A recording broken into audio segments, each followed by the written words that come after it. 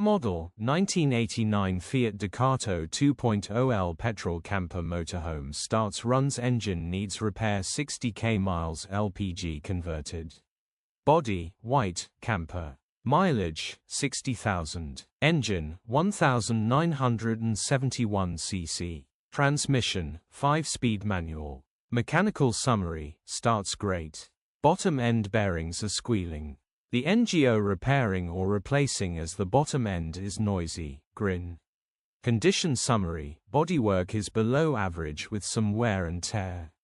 Interior is indecent, average condition still more than comfortable. This camper is equipped with all essentials, from a kitchen sink to a bed, making it a perfect home away from home for your next trip across Europe or to the English coast. Features: 2 keys, fully fitted camper, bed, fridge, hob, sink, tow hitch, wind-up windows, tow bar. Euro status, Euro. HPI, clear. Contact us, 01564334664.